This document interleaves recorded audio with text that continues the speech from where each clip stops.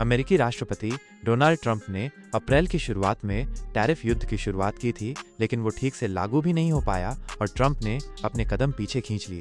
लेकिन अमेरिका के बाद जो टैरिफ चीन ने बढ़ाया था उसे अभी तक वापस नहीं लिया गया है और अब ये माना जा रहा है कि अमेरिका कुछ कारणों से अपने दो दुश्मनों यानी कि चीन और ईरान के निशाने पर है। एक तरफ चीन ने अमेरिका के टैरिफ का जवाब और तगड़े टैरिफ से दिया, तो दूसरी तरफ ईरान आज शनिवार को अमेरिका के साथ मीटिंग करने जा रहा है। दोनों देशों का रवैया कुछ इस तरह दिख रहा है कि मानो कह रहे हों कि हम डरने वाले नहीं हैं। लेकिन सवाल ये है कि क्या ये जंग सिर्फ शब्दों की है या दुनिया को इसका भारी नुकसान उठाना पड़ेगा। आइए इसी बात को समझते हैं। चीन का टैरिफ दिखाता है कि जिनपिंग ने ईंट का जवाब पत्थर से देने की ठानी है। दरअसल अमेरिका ने चीनी सामान पर टैरिफ बढ़ाकर 145% कर दिया था। जवाब में चीन ने पलटवार किया और अमेरिका के सामान पर टैरिफ को 84% से बढ़ाकर 125% कर दिया। इंटरनेशनल मीडिया की एक रिपोर्ट के मुताबिक चीन के वित्त मंत्रालय ने कहा कि अगर अमेरिका और टैरिफ बढ़ाएगा तो हम उसे हवा में उड़ा देंगे।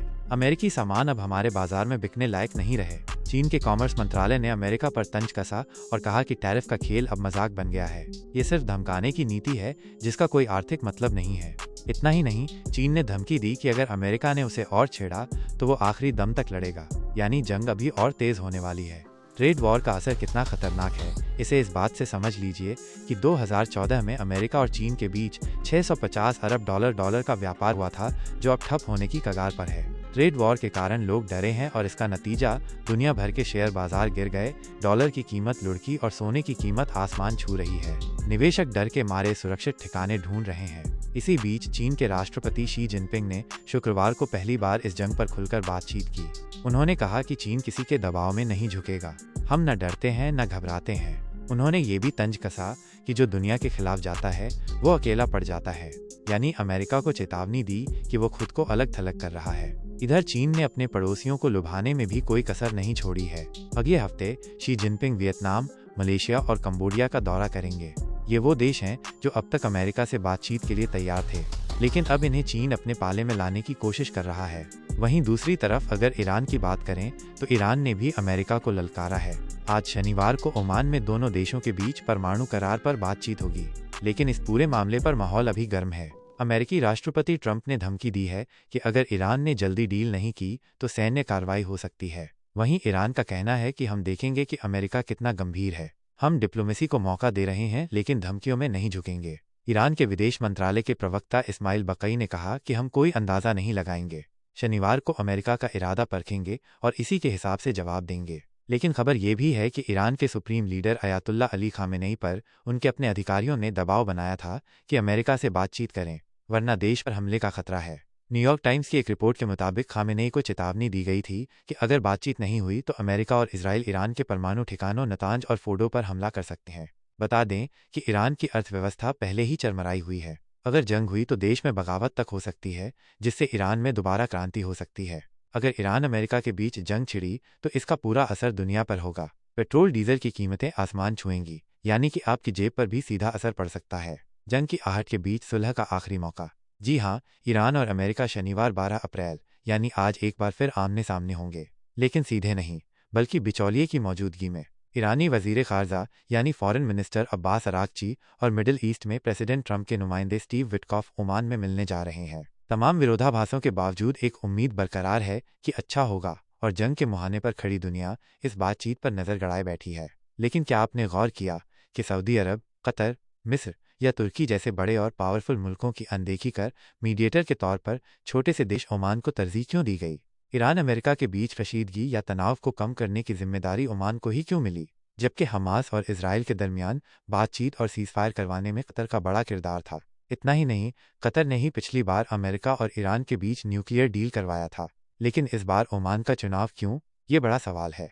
आइए इसका जवाब तलाशने की कोशिश करते हैं। एक्सपर्ट मानते हैं कि अमन के करीब करीब आखिरी पहल के लिए ओमान को चुने जाने की कुछ अहम वजूहात हो सकती हैं। पहली वजह, ईरान का कतर और सऊदी जैसे देशों पर भरोसा करीब करीब उठ गया है। ईरान ये मानकर चलता है कि अमेरिका के दबाव में सऊदी और कतर जैसे सुन्नी मुल्क कुछ भी कर सकते हैं। यही वजह है कि ईरान मिडिल ईस्ट के अरब देशों को धमका भी चुका है कि अगर किसी ने भी हमले के लिए अमेरिका को अपना बेस दिया तो वो हमारा दुश्मन माना जाएगा और हम उसे भी नहीं छोड़ेंगे। सीधे लफ्जों में कहें तो ईरान सऊदी, कतर, मिस्र, तुर्की वगैरह को अमेरिका की कठपुतली मानता है। ओमान को चुनने की दूसरी वजह ओमान का अमेरिका से रिलेशन है, लेकिन ईरान से भी बढ़िया बातचीत होती है।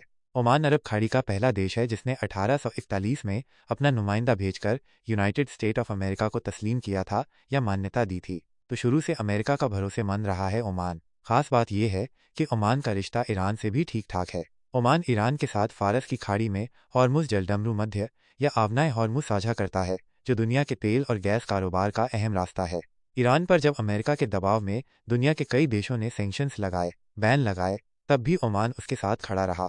ओमान अमेरिका के प्रेशर को नहीं मानता और खाड़ी में न्यूट्रल रहा है, इसलिए भी ईरान ओमान पर भरोसा करता है। तो ओमान अमेरिका का दुलारा और ईरान का भी दोस्त। ऐसे में मीडिएटर के लिए दोनों मुल्कों ने ओमान को चुना, क्योंकि अमेरिका और ईरान में तनाव इस कदर है कि वो दोनों एक दूसरे से सीधी बात तक नहीं करना चाहते। कम से कम ईरान तो अमेरिका को पहले ही नकार चुका है, लेकिन फिर भी जंग से अच्छा सुलह का रास्ता होता है। यही वजह है कि दोनों ने मीडिएटर के तौर पर ओमान को चुना। अब ओमान की राजधानी मस्कट में दोनों मुल्कों के मजबूत नुमाइंदे होंगे, लेकिन बीच में ओमान का प्रतिनिधि जो दोनों की बातें एक दूसरे तक शेयर करेगा। कई बार मीडिएटर अच्छा हो तो भी बहुत कुछ अच्छा हो जाता है, हल हो जाता है। ओमान से शायद यही उम्मीद की जा रही है। आपको बता दें कि ओमान अरब प्रायद्वीप का एक छोटा सा देश है जो यमन और सऊदी से घिरा है। इसकी समुद्री सीमा ईरान से भी लगती है। ओमान मुस्लिम बहुल देश है और इसकी आबादी करीब 55 लाख है। ओमान में 5 लाख से ज़्यादा हिंदुस्तानी भी रहते हैं। खास तौर से मेडिकल सेवाओं के लिए बहुत बड़ी तादाद में भारतीय डॉक्टर और नर्सिंग स्टाफ ओमान जाता है। अब देखना होगा कि छोटा सा मुल्क ओमान दो ताकतों के बीच टकराव रुकवाने में किस हद तक कामयाब हो पाता है। अगर आपको इसी तरह की और इन्फॉर्मेटिव वीडियोस चाहिए तो प्लीज़ सब्सक्राइब कर दीजिए अपने चैनल को।